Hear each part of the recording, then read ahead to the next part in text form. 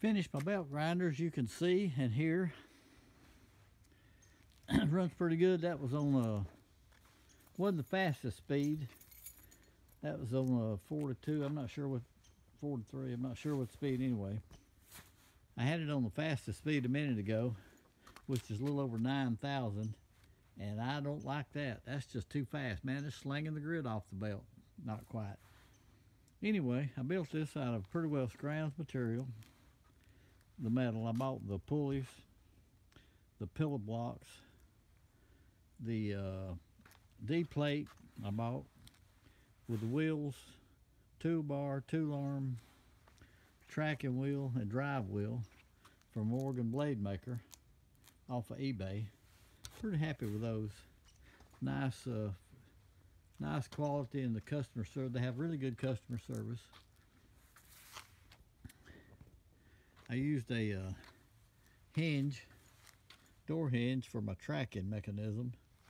Put a little screw there with a little T-bar, adjust it in and out. I cut slots in it so I could adjust it in and out, and also adjust it laterally for alignment.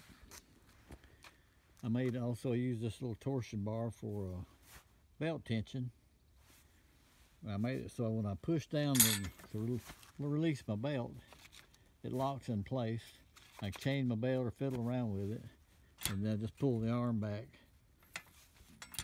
to let it back up, put tension back on there. Works pretty good. The pulleys are 4 steps from 2 to 5 inches. And I decided to go ahead and mount my motor. I'll show you if I can get it up here. On a screw rod with a couple of nuts. I built me a crank over here, a little handle, and I can run my motor in and out, and it gives me the ability to easily switch to all the pulley combinations, which is 16 different combinations. I think 13 different speeds I can get out of it. And also that allows the motor to tilt, and that applies to belt tension. Whoops.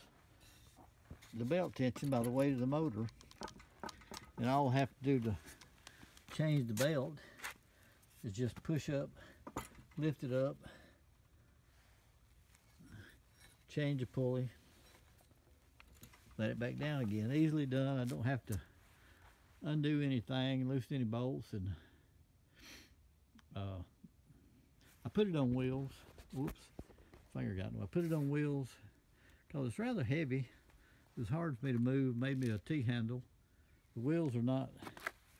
It's not on the wheels now, but when you tilt it back like a truck dolly, then they touch the ground and you can move it around easy. It weighs 153 pounds as it sets. Let's see. Came out pretty good. I got everything fairly square. My cutting and welding. As far as alignment goes, the easiest way I found, I had a rough time getting it aligned, and I think some people do. But I took a straight edge eventually and put it flush against that pulley, the drive pulley and the tracking pulleys, and got these in alignment and got them square. And then I used 2 straight edges like this. Put one on this face. It's good to have a helper here. Get it nice and square. And then put another one back on these 2 wheels, and you check your vertical alignment at the top. If it's just off a little, it'll be really pronounced at the top. So that's a good way to align these.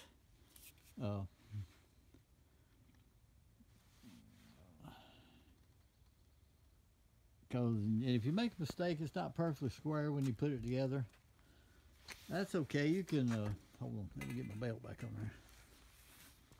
You've got adjustments, you know, like I can move my pillar blocks up and down to move my pulley up and down, or I can shim them in and out to move it back and forth the other way.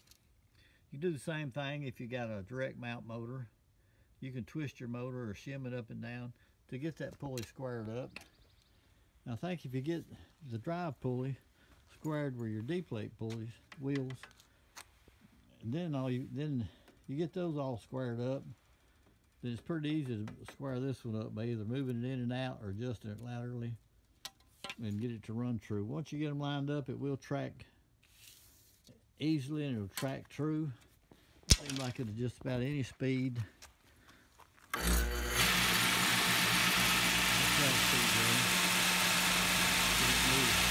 Very well smooth.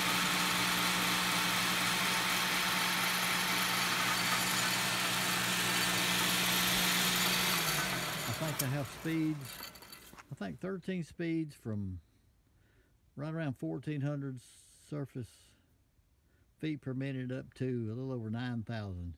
And that 9,000 is just way too fast for me. I mean, it's screaming. But anyway, there you go.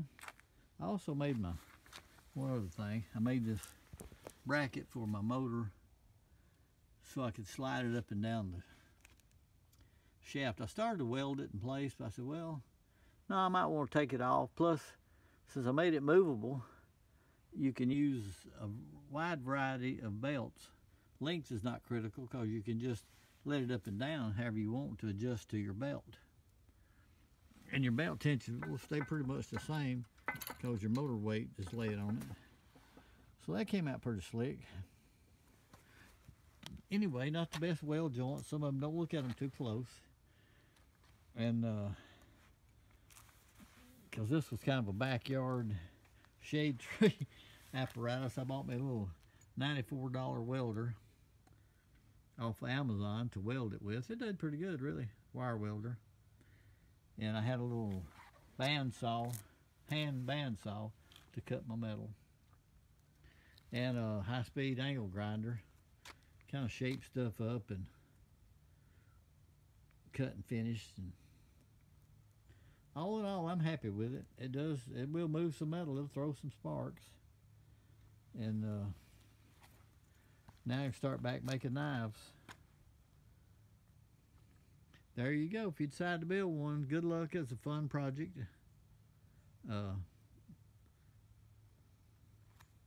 was rather time consuming, but it was fun.